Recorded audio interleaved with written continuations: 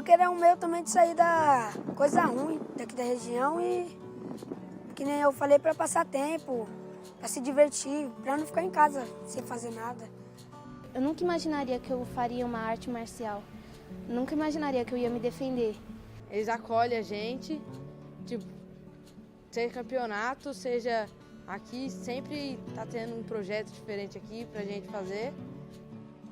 Você pega os garotos assim numa situação de total vulnerabilidade e a gente começa a interagir e vai criando um laço emotivo muito grande.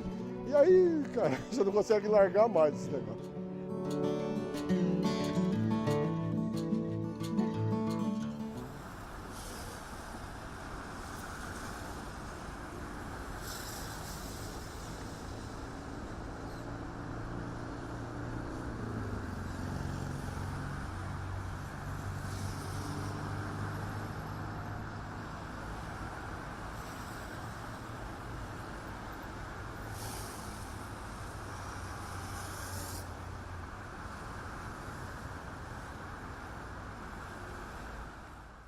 Quando você chega com uma bola, com o jogo, com a brincadeira, a criança ela se abre. Então é o primeiro, acho que o esporte é o primeiro momento para você conseguir acessar, né, a criança para trabalhar diferentes possibilidades. O esporte é um mundo à parte, com regras, onde ali me permite assumir papéis, estabelecer relações, desenvolver habilidades e competências, mas que implicam em aprendizagem. Então, o esporte já é aprendizagem, já é educação. O esporte, a atividade física pode dialogar com a matemática, pode dialogar com a história, pode com a geografia, pode ser, fora a questão mais óbvia, né, que é a convivência, né, a influência, o convívio social, a autoconfiança, a autoestima. É organizado, né, dentro de um projeto didático. Atividades que favoreçam com que os alunos conheçam, pratiquem e ajam de acordo com o que a gente está precisando como objetivo. Então, melhora muito na escola isso, porque eles precisam se organizar, não só para jogar, mas para fazer pesquisa, para entregar, fazer apresentação de seminário, eles precisam se organizar para passar o que eles aprenderam para outros alunos, precisam construir aula, eles precisam construir um orçamento do que eles vão gastar para fazer o evento. Eu acho que tem total link com a área escolar. Eu acho que as minhas notas aumentaram, o meu foco mais, entendeu? Eu acho que sim. Ai, graças a Deus, no caso do Pedro, ele é um excelente aluno, né? Ela é muito boa aluna, eu não tenho o que reclamar dela, sabe, na escola. Sempre foi ter um pilar principal, na verdade, a educação, até como causa da fundação, né? O esporte como uma ferramenta, né, para o desenvolvimento humano, para incrementar a formação das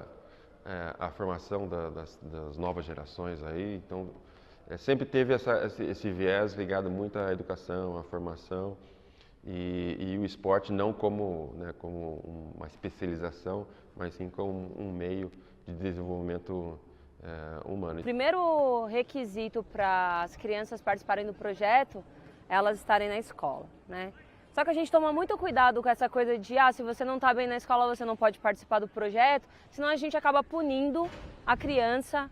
E a gente sabe, né? A gente entende que a escola hoje é uma instituição que tem muitas falhas. É interessante você entender a diferença quando a gente trabalha com esporte.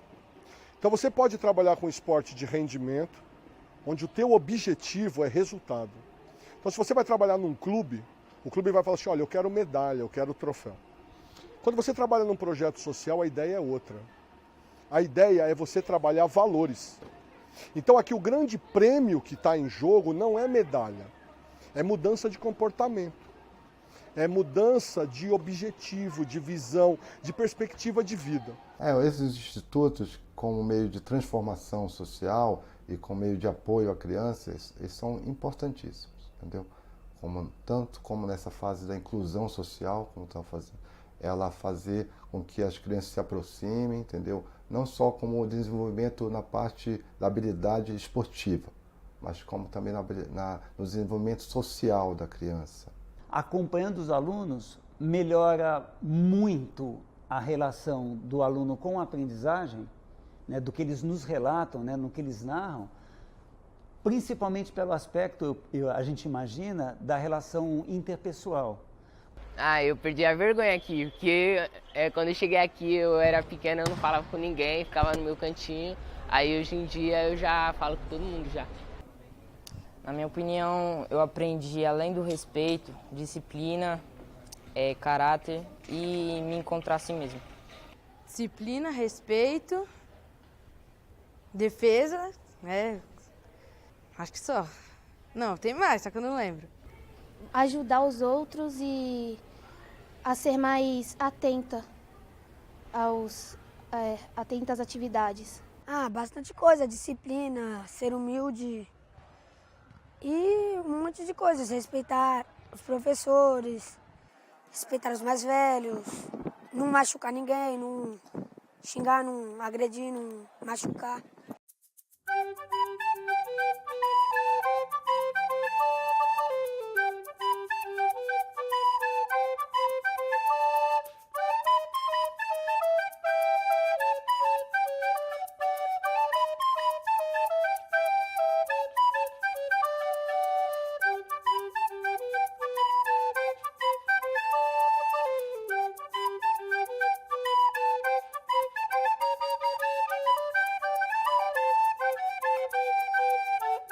O que ajudou muito ele é no aspecto saúde.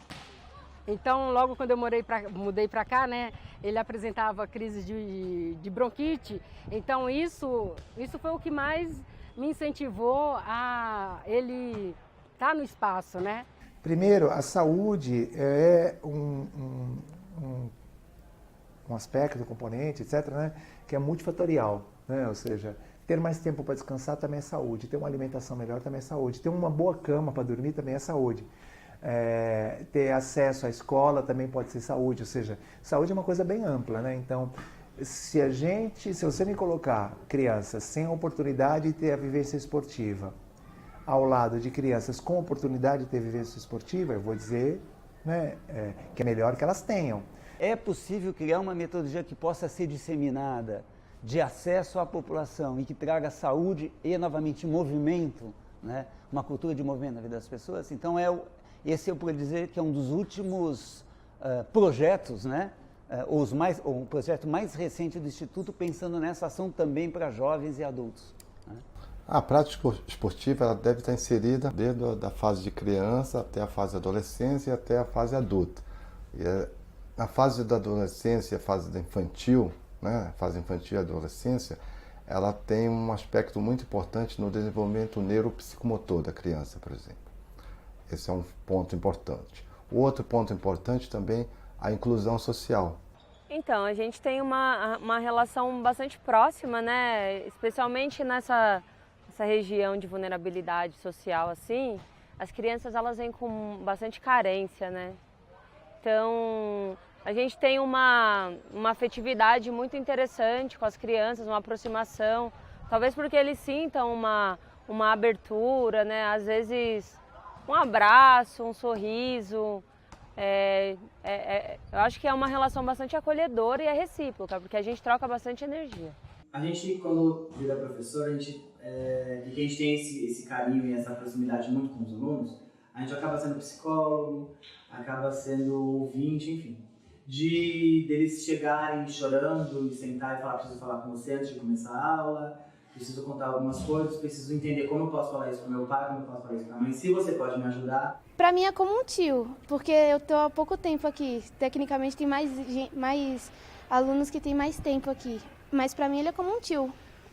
Eu vejo ele mais do que meus parentes próximos, então a relação dele com a gente é bem legal.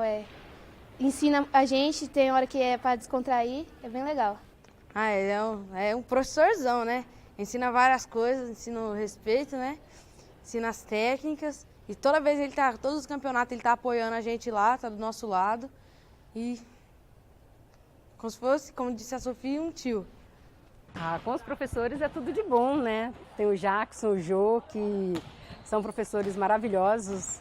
O espaço, o instituto em si é tudo de bom, né? Pra gente, como moradores aqui do bairro, da região, é um espaço maravilhoso.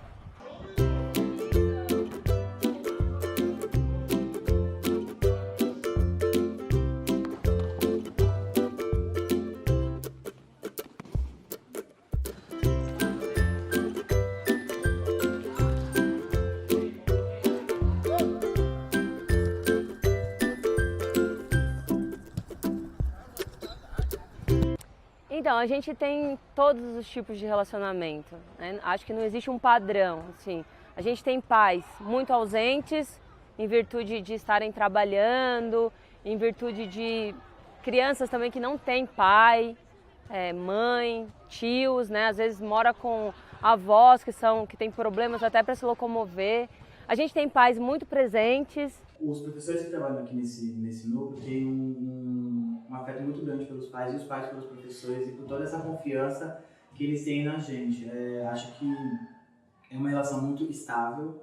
A gente não tem problemas com os pais. Eles super entendem essas questões dos campeonatos. Eles super entendem quando os filhos deles precisam vir para cá para mediar e participar de eventos como professores e monitores.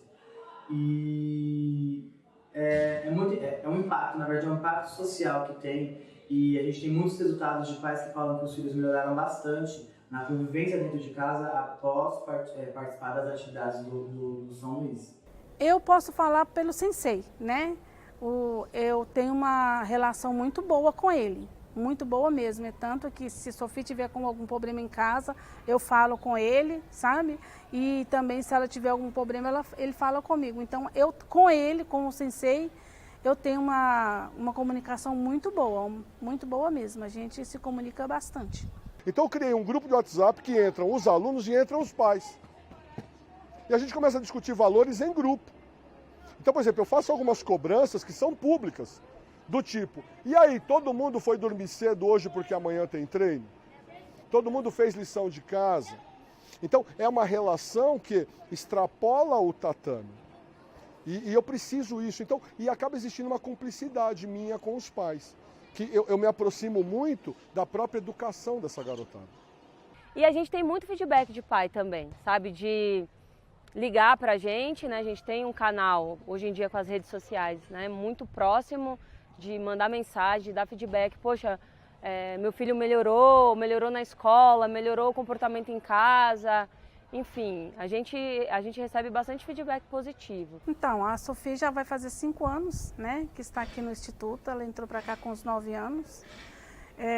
Ela era uma menina muito tímida, tinha dificuldade em socializar com as pessoas, porque como é filha única, muito mimada, criada sempre junto só com o pai e com a mãe, né? E a gente não deixava mesmo ela sair com outras amiguinhas.